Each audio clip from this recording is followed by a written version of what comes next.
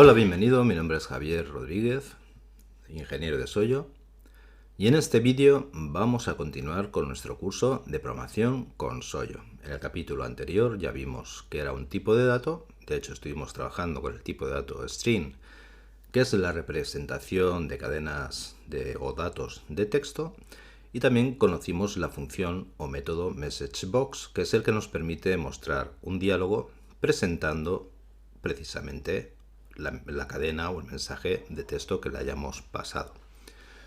Ahora bien, cuando realizamos programas en el mundo real, es bastante frecuente, por no decir imprescindible, que trabajemos con diferentes tipos de datos y los manipulemos, para lo cual necesitamos que dichos datos, dicha información, esté disponible en contenedores o podemos definirlas como cajas que guarden de forma temporal dichos datos para poder manipularlos. Así, por ejemplo, si en el mundo real estamos acostumbrados a utilizar cajones, armarios y dedicar cada uno de estos cajones a guardar un tipo de contenido específico. En uno podemos tener pañuelos, en otros calcetines, en otro guardar herramientas. En la programación con Soyo ocurre un poco lo mismo. Es decir, tenemos que definir diferentes cajones y en cada uno de esos cajones vamos a poder guardar solo un tipo determinado de información. ¿Cómo hacemos esto? Bueno, pues es a través de lo que se conoce en programación como la definición y el uso de variables. Y como su propio nombre indica, una variable es precisamente la declaración o la creación de esos cajones temporales que podemos identificar mediante etiquetas para saber concretamente desde nuestro código qué es el tipo de información que guarda o en el que podemos guardar un tipo de información determinada, y también indicarles qué tipo de información tienen que guardar. Para verlo en detalle, para ver qué son las variables en detalle, vamos a añadir un nuevo evento. En este caso se trata del evento Open que estamos añadiendo a la ventana creada por omisión en todo proyecto nuevo, de forma que accedamos al editor de código. Todo esto es algo que ya vimos en el primero de los capítulos. Bien, ¿cómo podemos declarar una variable en Soyo? Para declarar una variable tenemos que utilizar la palabra clave var, que además es muy fácil de recordar, puesto que es la abreviatura, por así decirlo, de la propia palabra variable. A continuación, tenemos que indicar precisamente cuál es la etiqueta que deseamos asociar a este cajón. Entonces podemos utilizar un nombre descriptivo, lo único que no puede empezar por un número. Podemos utilizar cualquier combinación de caracteres. Por ejemplo, podríamos denominar o llamar a esta etiqueta nombre, como un claro indicativo de que en este cajón vamos a guardar datos que sean nombres. Ves que a continuación ya el editor de código utiliza el componente as, y es que en Soyo, al igual que ocurre con la mayoría de los lenguajes de programación modernos, son lo que se conoce como variables de tipado fuerte. ¿Qué significa esto? Bueno, pues precisamente lo que te estaba diciendo, que podemos dedicar cada una de las cajas solo a guardar un tipo de contenidos, no cualquier contenido. Entonces, para eso necesitamos indicarle qué tipo de contenido queremos guardar. Y en la programación, el tipo de contenido viene determinado por el tipo de dato. Como hasta ahora el tipo de dato que conocemos es string, pues simplemente pondríamos as y como tal string. Entonces, ya con esta línea de código estaríamos declarando una variable identificada por la etiqueta nombre y que va a contener tipos de datos que sean string. Si intentamos asignar cualquier otro tipo de dato sobre esta variable, la ejecución de nuestro programa nos dará un error. Esta es la declaración, pero la variable por sí misma no contiene ningún valor. Esto es lo que se denomina asignación o definición de la variable. Una vez declarada, ya podemos asignar nuevos valores sobre ella. Y la forma de asignarlo es bien sencillo. Utilizamos el nombre que hemos asignado a la etiqueta, a continuación el operador igual y a continuación el nuevo valor que queremos asignar. Entonces, mediante esta línea ya estaríamos asignando a nuestra variable identificada por la etiqueta nombre el valor de tipo string hola.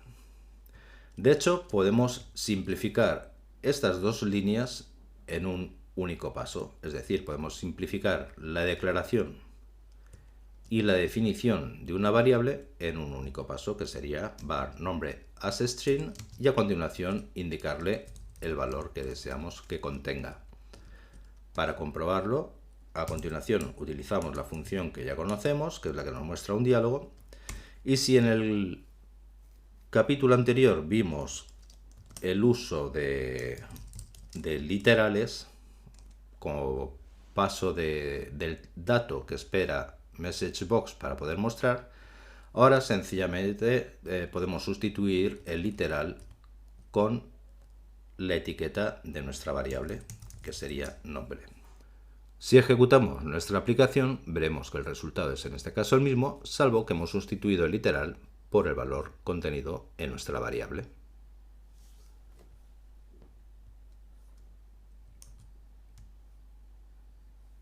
Y como te había dicho previamente, siempre podemos alterar y modificar el contenido de la variable en cualquier momento. Así, si inicialmente habíamos asignado a nuestra variable nombre del texto hola, a continuación podemos indicarle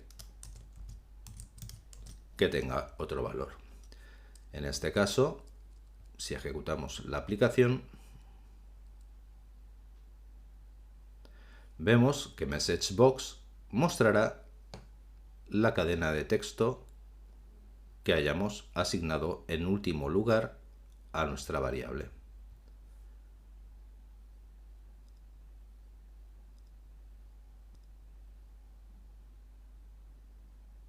Y por supuesto, también podemos seguir haciendo el mismo tipo de operaciones que estábamos acostumbrados y que vimos en el capítulo anterior. Es decir, también podemos utilizar la siguiente sintaxis. Podemos asignar a nuestra variable nombre el propio contenido que tuviese hasta ese momento la variable nombre y a continuación añadirle cualquier otro valor de tipo string. Si ahora ejecutamos nuestro código,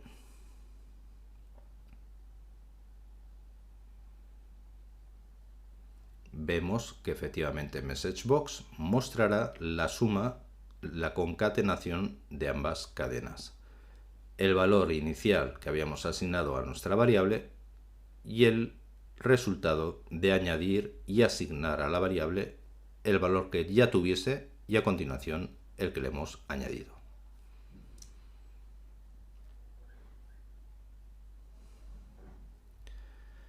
Pero por supuesto, cuando se trata de realizar tus aplicaciones, necesitarás utilizar otros tipos de datos que no solo sean los de tipo string, los que sean de cadena. De hecho, probablemente uno de los tipos de datos que utilices con más frecuencia sean los numéricos. Y para ello, en Soyo encontramos diferentes tipos de datos.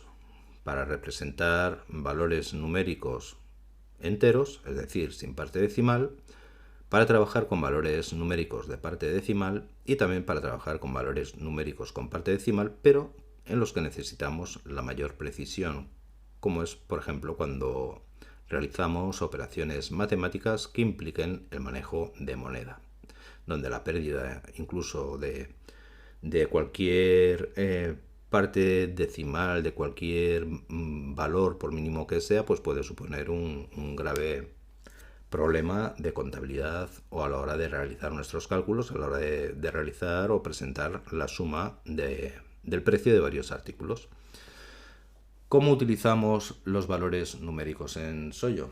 Pues bien, del mismo modo que podemos declarar una variable de tipo string, podemos hacer con nuestras variables de tipo entero. Para ello utilizamos var, la etiqueta que queremos asociar como variable y a continuación el tipo de dato integer.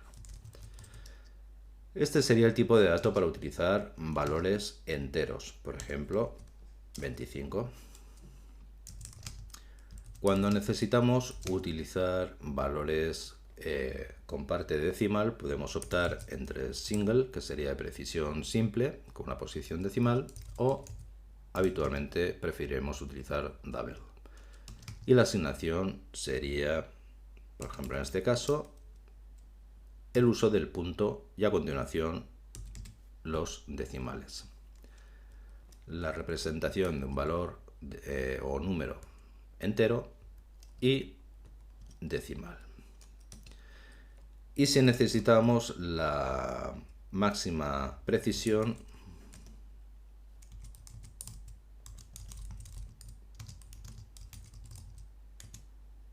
utilizaremos el tipo de dato currency.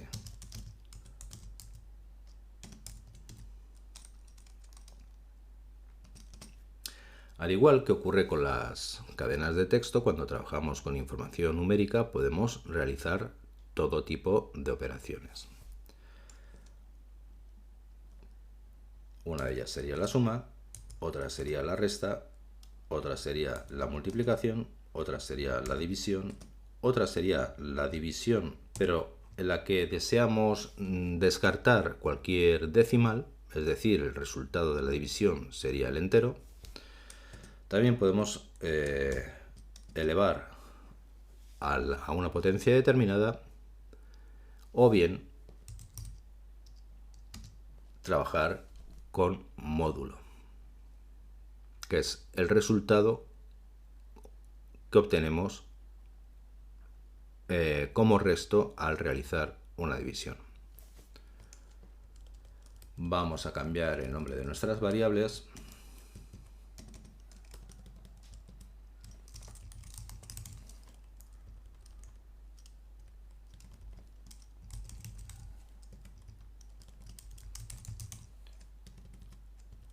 Y también el tipo para que sean todas double.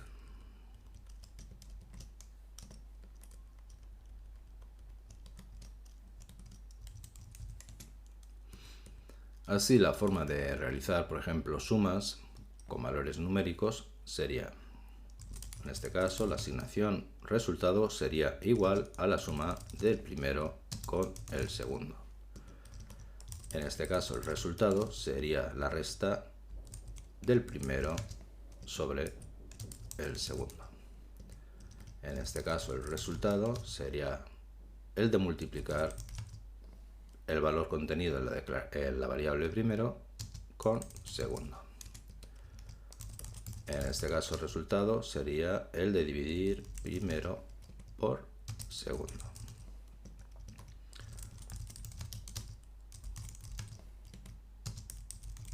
La diferencia en este caso será que el resultado solo contendrá un valor entero, dado que ya hemos comentado que este operador matemático, que es la barra invertida, descartará cualquier decimal como resultado de realizar la división.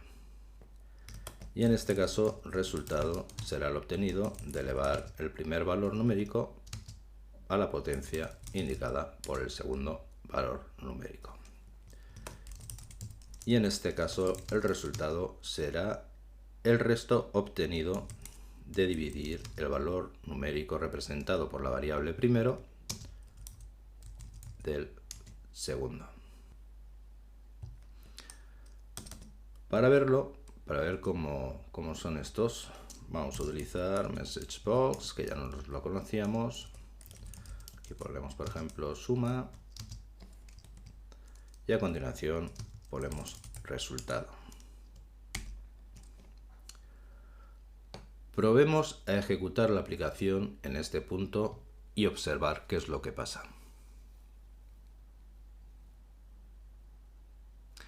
Como ves, cuando intentamos ejecutar la aplicación desde el IDE, este nos dice que se ha encontrado con un error en la línea de código señalada. Y en la parte inferior podemos ver en mayor detalle ¿Cuál es ese error? ¿Qué es lo que ha ocurrido? En este caso nos indica que se trata de un error de correspondencia de tipo. Se esperaba un tipo de tipo texto, de tipo string, pero se ha obtenido un double. Efectivamente, nuestro resultado es de tipo double.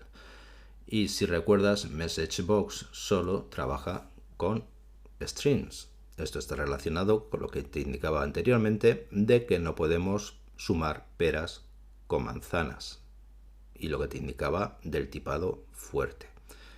Es decir, si una función, si una variable espera trabajar con un tipo de dato determinado, no podemos mezclar tipos de datos. ¿Cuál puede ser la solución en este caso? ¿Qué podemos hacer para convertir nuestro número en una cadena de texto? Bien, el framework de Soyo nos ofrece varias posibilidades para realizar esta conversión de dato, de pasar de número para que podamos utilizarlo como si fuese la representación de una cadena. Si recordarás, en el capítulo anterior vimos que cualquier objeto tiene asociado una serie de eventos, de métodos, propiedades, etcétera, a los cuales podemos acceder mediante la notación por punto. Y en este caso viene a ser un poco igual. Nosotros tenemos declarada nuestra variable resultado como tipo double. Entonces, en este caso, simplemente utilizando la notación por punto y pulsando el tabulador, veríamos todos los métodos, todas las funciones que podemos utilizar. Y una de ellas sería precisamente toString. De hecho, si la seleccionamos y vemos en la parte inferior del panel del editor de código, vemos que lo que nos devuelve es, a partir de un double, una cadena de tipo string. Entonces, simplemente con este añadido de un double representado por nuestra variable cuya etiqueta es resultado, punto, y el método que queremos invocar sobre él.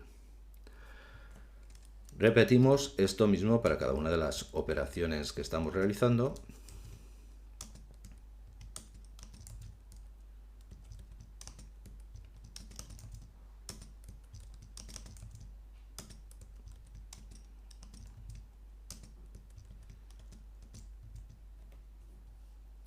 En este caso sería la resta, en este caso sería la multiplicación, en este caso sería la división, en este caso división con resultado entero, potencia y módulo.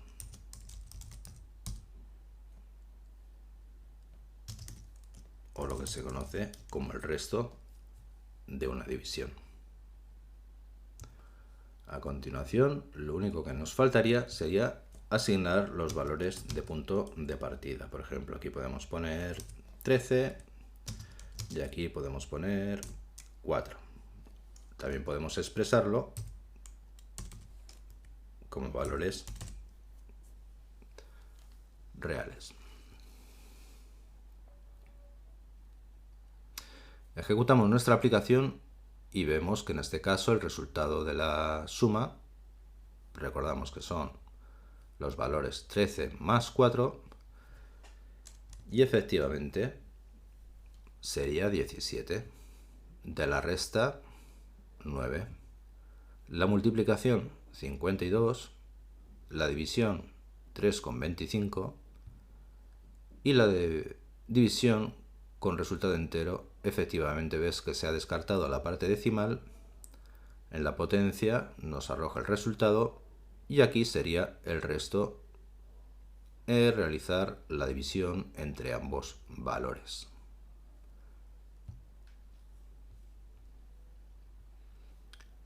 Sin embargo, cuando trabajamos con valores numéricos, también tenemos que tener en cuenta otra serie de cuestiones, y quizá la más significativa sería la siguiente. Pongamos que solo tenemos esta variable y queremos que esta variable sea el resultado de la siguiente operación matemática.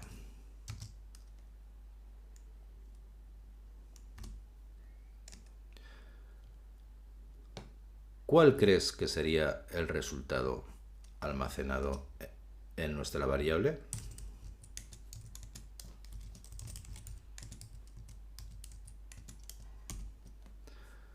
Probablemente puedes pensar que sería el de sumar 2 y 2, es decir, 4, y a continuación multiplicarlo por 5. Veamos qué es lo que ocurre.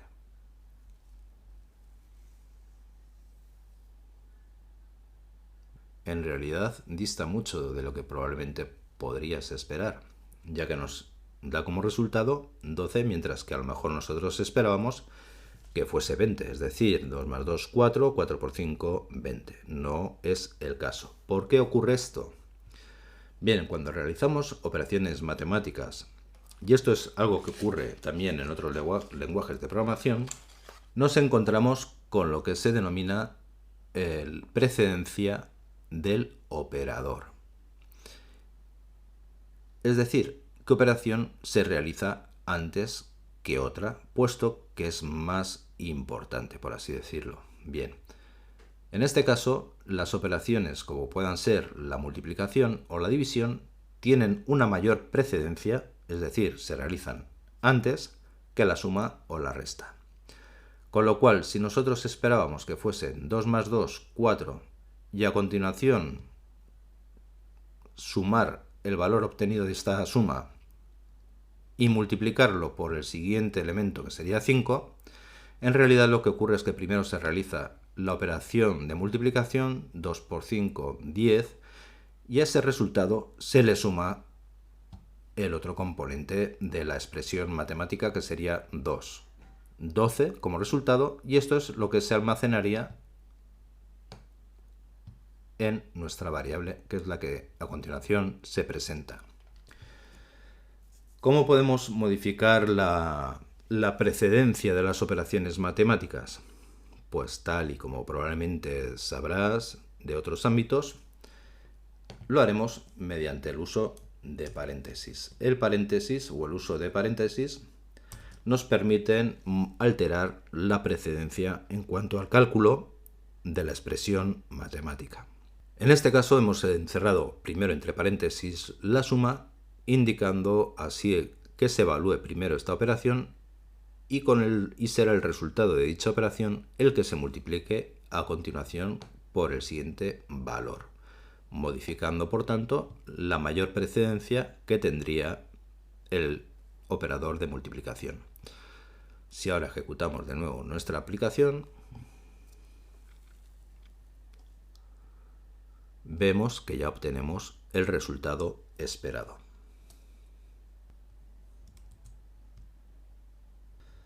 ¿Cuál es la segunda de las cuestiones que has de observar cuando estés trabajando con valores numéricos? Bien, pongamos por ejemplo el siguiente caso. Definimos la variable o declaramos la variable resultado de tipo entero. Primero de tipo entero y segundo de tipo doble. A este le asignamos un valor, a este les asignamos otro valor y a continuación asignamos al resultado el obtenido mediante la suma del primer valor con el segundo valor.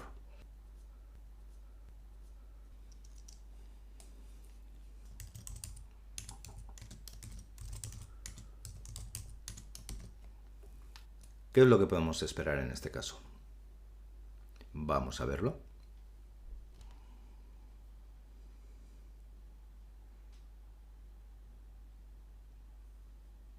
Como ves, se ha descartado la parte decimal de la suma. Esto se debe a que, volviendo a nuestro código, estamos almacenando el resultado en una variable declarada de tipo entero. Y ya sabemos que un entero no tiene parte decimal. La forma de solucionarlo sería tan sencillo como declarar la variable resultado de tipo doble. Si volvemos a ejecutar nuestra aplicación, vemos que en este caso sí se guarda la parte decimal como resultado de realizar la suma.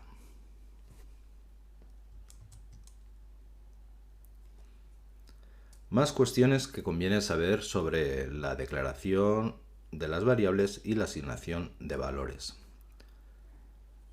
No tienes por qué declarar todas tus variables al inicio de un bloque de código.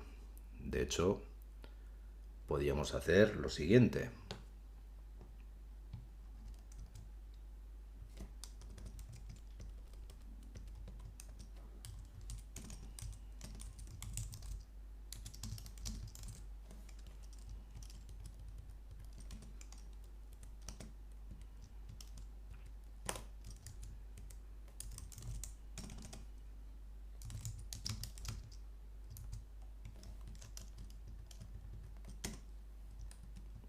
Es decir, en este caso declaramos la variable cuya etiqueta es primero, asignamos un valor.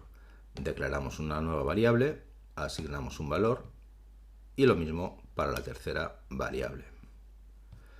Otra cosa que podemos hacer es, si varias variables van a compartir un mismo tipo de dato, como sería en este caso segundo y resultado, ambas son de tipo double, pues podríamos hacer lo siguiente. Var segundo resultado as double.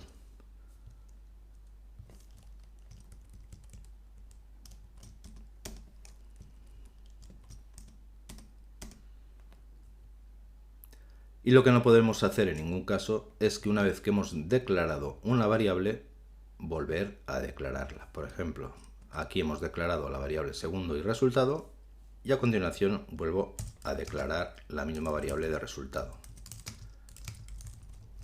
pero cambiándole en este caso el tipo, o para que se vea de una forma más clara,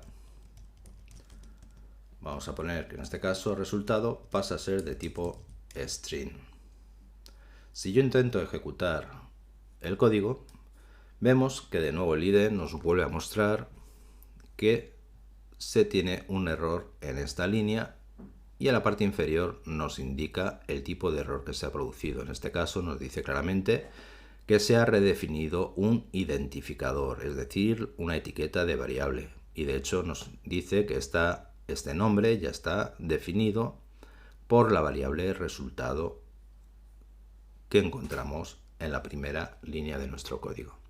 Entonces son el típico tipo de casos que se suelen dar, redefinición de variables, o bien el uso inapropiado en la asignación de un valor que no es el definido por la variable. ¿Cuál es este caso? Vamos a verlo más claramente. Si yo defino una variable que se llame resultado de tipo entero, y a continuación intento asignar a mi variable un mensaje de texto, Soyo nos indicará que se ha producido un error de tipo de correspondencia de tipo, es decir, se ha intentado asignar a una variable definida como tipo entero una cadena de texto.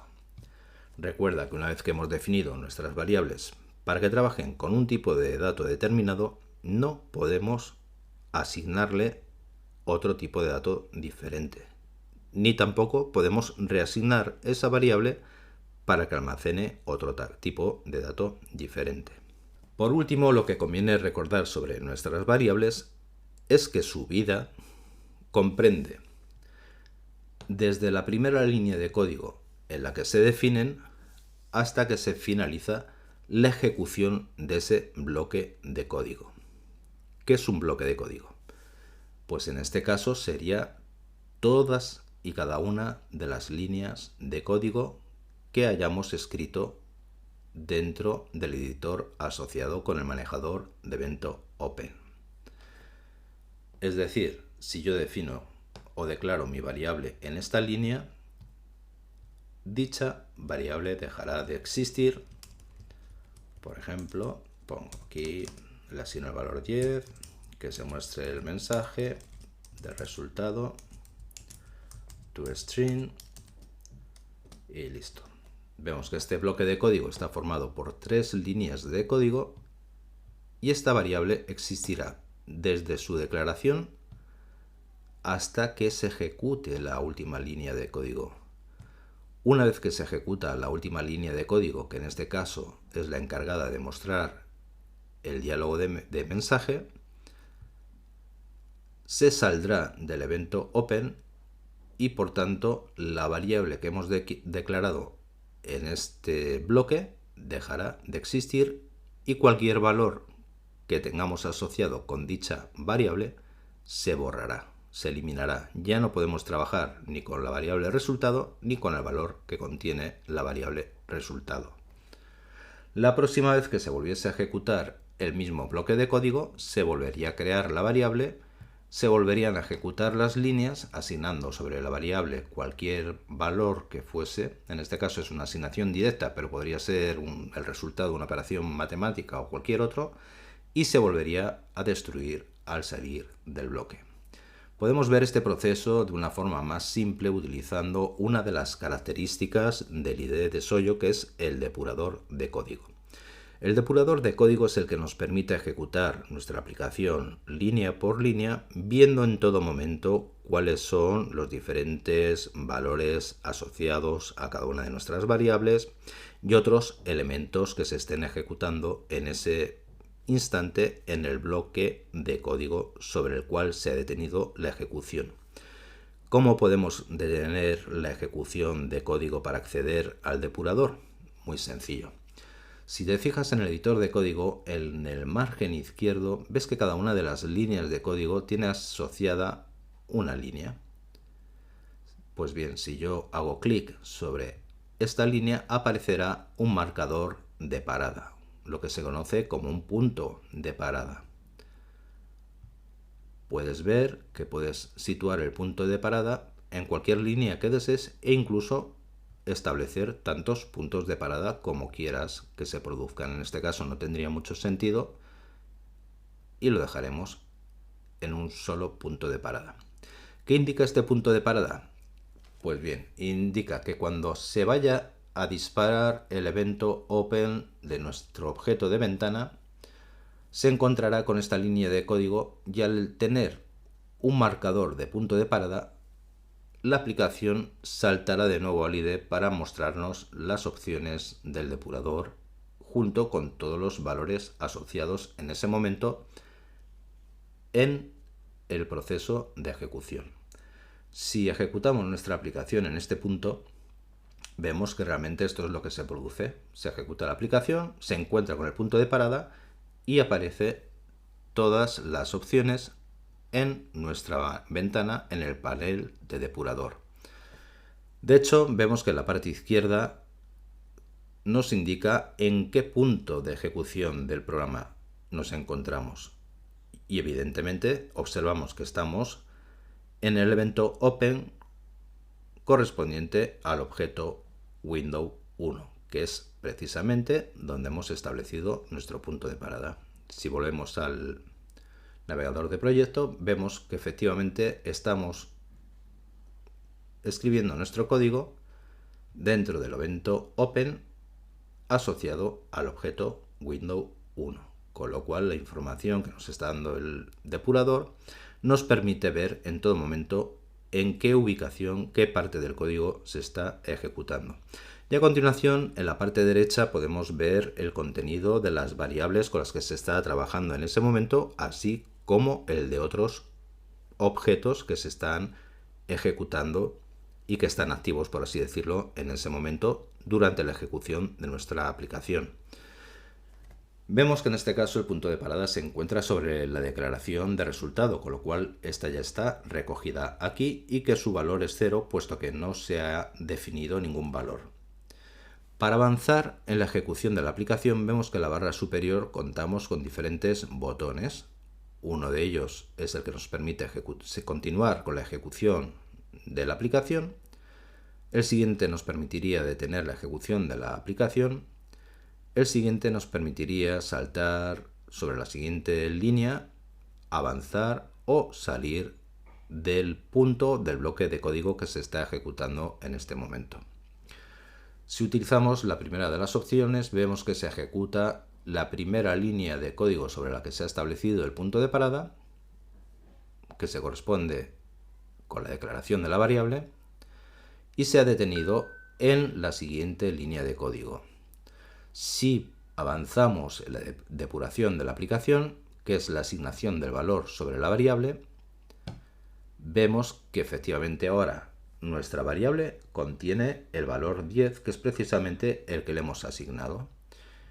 Si ejecutamos la siguiente línea de código, vemos que efectivamente hace la función correspondiente a MessageBox, que es la de mostrarnos el diálogo con el mensaje que se corresponde al valor contenido en nuestra variable resultado y que es 10. ¿De acuerdo? Aceptamos. Y al aceptar volvemos al depurador, en el que se nos muestra que se ha llegado al final de la ejecución de este bloque de código. Será en este momento, si avanzo al siguiente paso y continúo con la ejecución de la aplicación, cuando se destruirá la variable declarada al inicio del bloque de código y por tanto también se destruirá el valor contenido en dicha variable. De hecho, si sigo, vemos que cambia el depurador y ya ha desaparecido por completo tanto la variable como su valor, y ahora nos muestra otros objetos que están en este momento en ejecución. Ves que uno de ellos es precisamente la ventana. Y de hecho, si pulsamos sobre la ventana, podremos acceder a todas sus propiedades, tal y como vimos en el capítulo anterior, salvo que en este caso nos estarán indicando cada una de las propiedades todos los valores que tiene asignados en ese momento de la ejecución de la aplicación. Como puedes ver, el depurador es una herramienta muy potente, tanto para examinar paso a paso la ejecución de nuestras aplicaciones, como para capturar y depurarlas de forma que podamos hallar comportamientos erróneos y mediante la ejecución de cada una de las líneas ver qué es lo que está realmente pasando mientras, o qué está ocurriendo mientras que ejecutamos nuestros programas, de modo que nos resultará mucho más sencillo hallar el problema, volver al editor de código y corregir ese problema para volver a ejecutar la aplicación.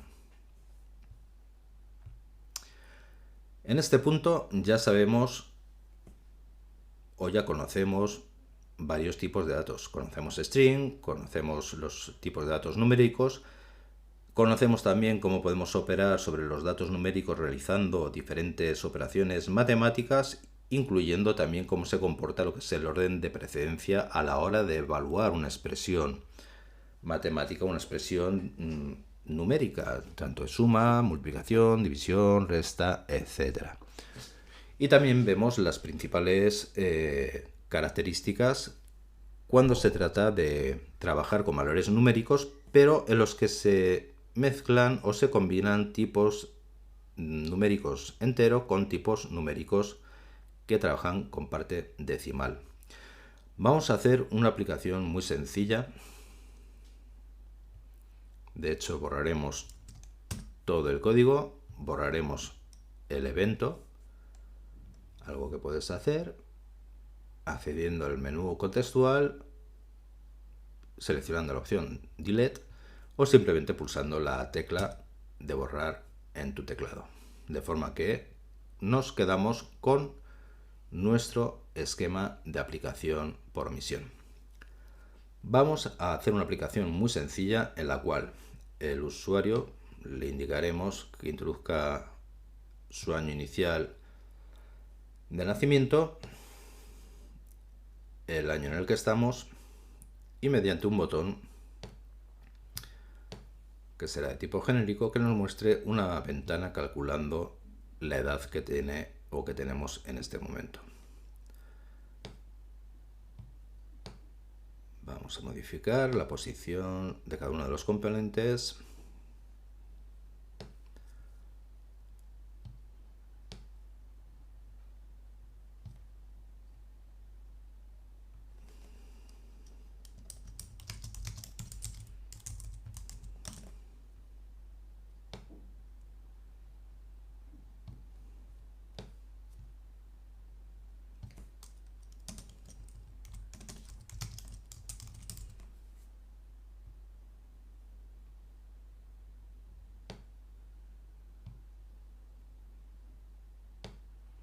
Ajustamos cada uno de los controles.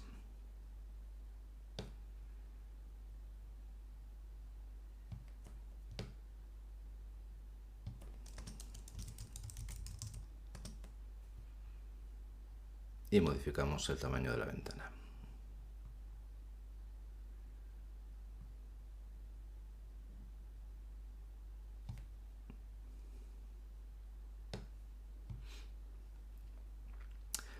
¿Qué es lo que hará nuestra aplicación? Bien, recogiendo el año de nacimiento y el año actual, calcular la edad que tenemos. De hecho, calcular edad.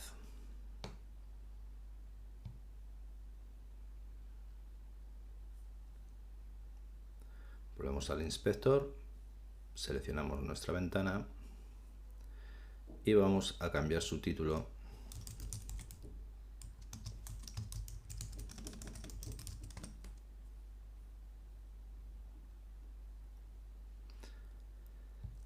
Como recordarás del primer capítulo, la forma de asociar código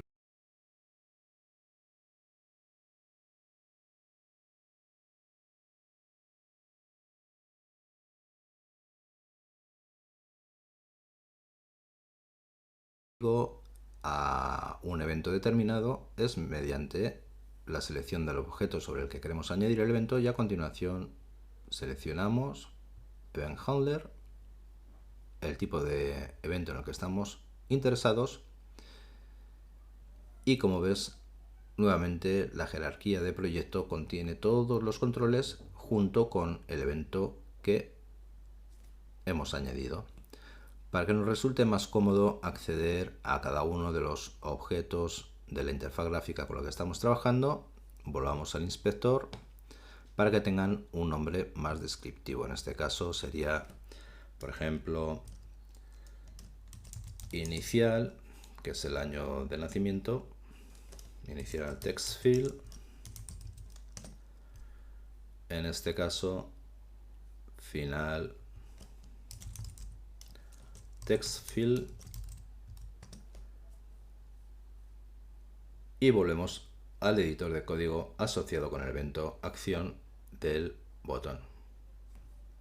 Cambiamos el nombre porque conviene poner siempre a cada uno de los elementos, a cada una de las variables, a cualquier tipo de elemento del proyecto, nombres descriptivos que posteriormente en proyectos más complejos nos permitan saber y conocer mejor cuál es la función de cada uno de estos componentes gráficos o de cada una de las variables. Entonces aquí no hay nada nuevo realmente, porque ya sabemos que para acceder al valor de un text field podemos hacerlo a través de la propiedad value. Lo que pasa es que vamos a hacerlo en esta ocasión mediante el uso de variables. Entonces declaramos nuestra variable, se va a llamar año inicial, será de tipo entero,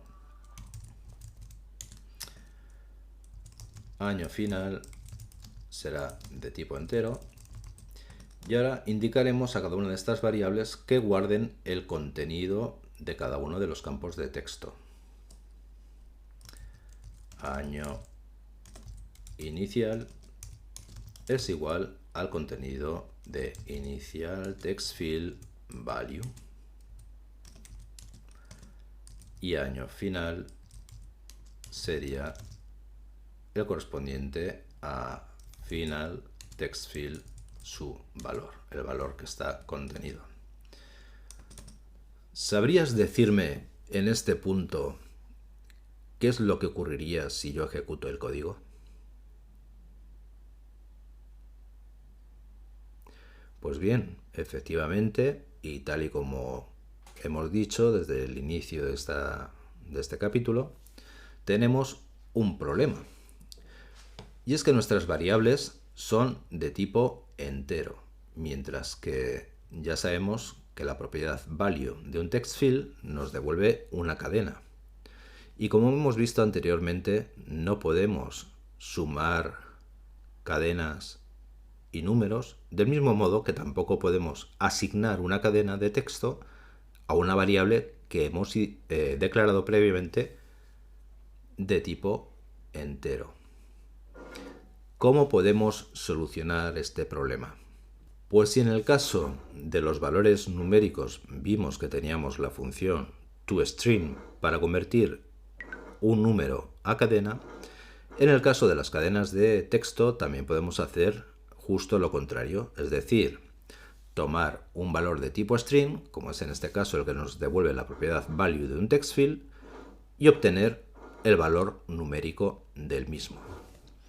Si utilizamos la notación por punto, podríamos acceder a todos los métodos, propiedades que pueden operar sobre él, y uno de ellos es precisamente el que necesitamos. Si antes en un número podíamos utilizar la función toString, en una string podemos utilizar la función toInteger.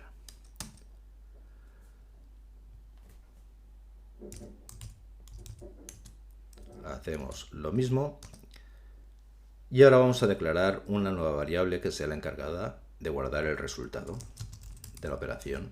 El resultado sería el siguiente. Lo declaramos también de tipo integer y este sería el resultado de restar al año final el año inicial, con lo cual ya tendríamos la diferencia de años.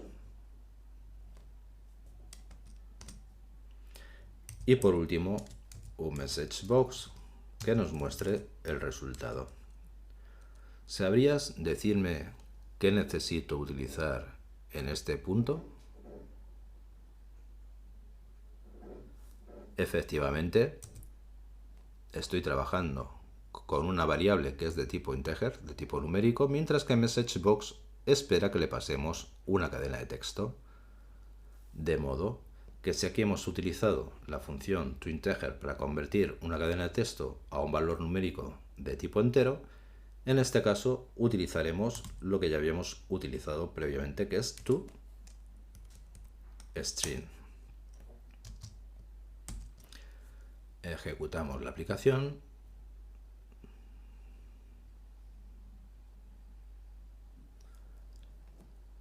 Introducimos el año de nacimiento, por ejemplo 2009, 2020 es el año actual, calculamos la edad y efectivamente nos da como resultado la edad que tenemos. Pasan varias cosas con nuestra interfaz de usuario. Vemos que los campos tienen diferente tamaño, pero sobre todo el principal problema es que si nosotros estiramos de la ventana, vemos que dichos campos no se ajustan y no queda estéticamente agradable. Vemos cómo podemos mejorar a continuación nuestra interfaz de usuario.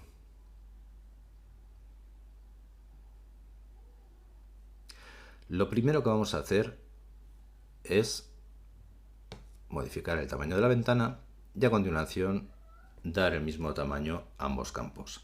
Ves que si lo seleccionamos en el panel inspector nos dirá tanto el ancho como la altura que tiene en este caso el elemento seleccionado. Vemos que la anchura es 125, pues bien, seleccionemos el otro, le ajustamos el mismo tamaño y así ya eliminaremos el problema en cuanto al tamaño. Pero ¿cómo podemos resolver el problema de que estos elementos no se ajusten cada vez que redimensionamos la ventana? Bueno, una estrategia podría ser reorganizar nuestra interfaz de usuario. Por ejemplo, podríamos poner los elementos aquí, el cálculo de la edad aquí, y en este caso vamos a utilizar lo que son las guías de bloqueo. Si te fijas en el panel de inspector, existe una representación gráfica de la ventana junto con una serie de candados que representan cada uno de los márgenes del control seleccionado. Los candados, cuando están cerrados, nos indican el bloqueo de posición sobre estos márgenes. En este caso está seleccionado el superior y el izquierdo, lo que nos indica que este control, cada vez que se modifique el tamaño del elemento que lo contiene, permanecerá situado con respecto al margen superior e izquierdo de la ventana, manteniendo el tamaño definido. Lo mismo ocurre en el caso del siguiente campo. Si nosotros deseamos que el control se ajuste a medida que se modifique el tamaño de la ventana, lo que podemos hacer en este caso sería lo siguiente. Con el elemento seleccionado, activamos también el bloqueo sobre el margen derecho.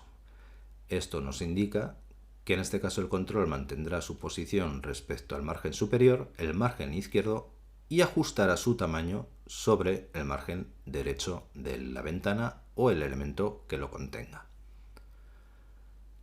Hacemos lo mismo con el siguiente campo de introducción de texto y en el caso del botón haremos justo lo contrario. En vez de que mantenga su posición sobre el margen superior y el izquierdo, haremos que mantenga su posición sobre el margen derecho y el inferior, desbloqueando los contrarios.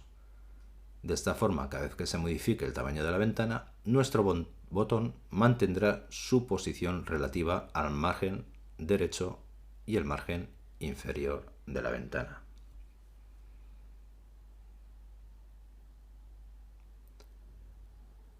Ejecutamos de nuevo nuestra aplicación y ahora vemos que si modificamos el tamaño de nuestra ventana, los elementos de interfaz gráfica se ajustan correctamente. Pero tenemos todavía otro problema adicional. ¿Qué ocurre si yo llevo mi ventana hasta el mínimo? Se pierde las etiquetas y también el botón. Y aquí es donde resulta útil otro de los parámetros, otro de los ajustes a las propiedades de ventana que ya vimos en el capítulo anterior. Seleccionamos nuestra ventana y vemos que tenemos un campo que es el de ancho mínimo y altura mínima.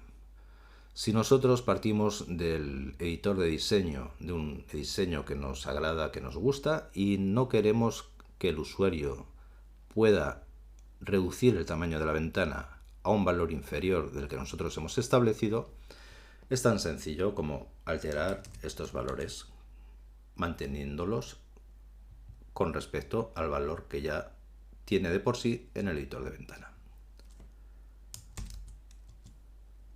Ahora, si ejecutamos nuestra aplicación,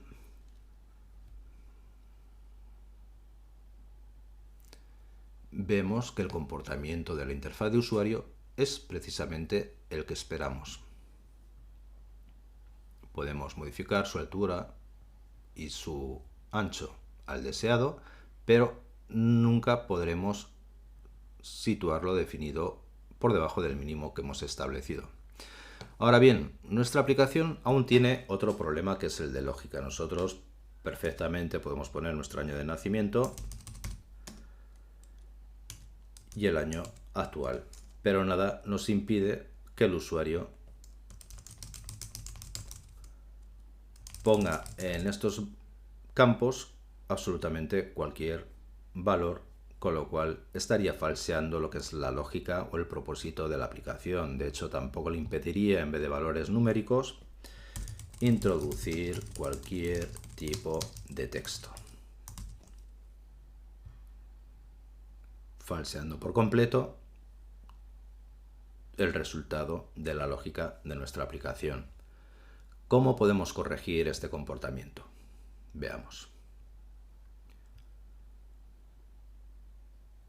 Si te fijas, cada vez que seleccionamos el text field y nos dirigimos al panel inspector, vemos entre una de las secciones uno que se corresponde con behavior y en él la máscara de validación.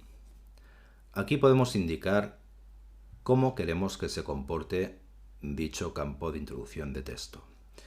Por ejemplo, podemos utilizar la almohadilla para indicar tanto la cantidad de posiciones numéricas que queramos permitir. En este caso, un año está compuesto por un máximo de 4 dígitos, de forma que la máscara de validación sería el uso de 4 almohadillas. Repetimos lo mismo para el siguiente campo de texto, 4 almohadillas, y de esta forma estamos diciendo dos cosas. Admitimos en estos campos de texto un máximo de 4 dígitos y precisamente eso, tienen que ser dígitos, no puede ser texto. Luego también podemos aprovechar para indicar la alineación. Será mucho más agradable si hacemos una alineación a la derecha para los datos introducidos por el usuario, puesto que se tratan de valores numéricos.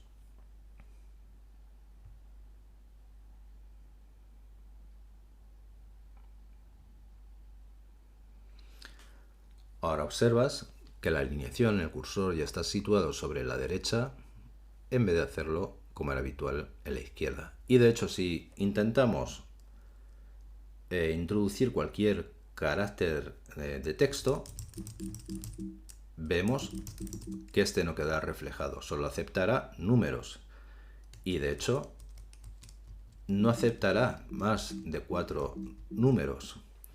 Entonces ves como mediante la máscara de validación, de una forma muy sencilla, podemos acotar el tipo de datos que esperamos que introduzca el usuario en nuestra aplicación. En este caso, ya si ponemos, como en el anterior caso, el año de nacimiento, el año actual, calculamos la edad y vemos que el resultado es el correcto en este caso y ya tenemos una interfaz de usuario más agradable, más eficiente.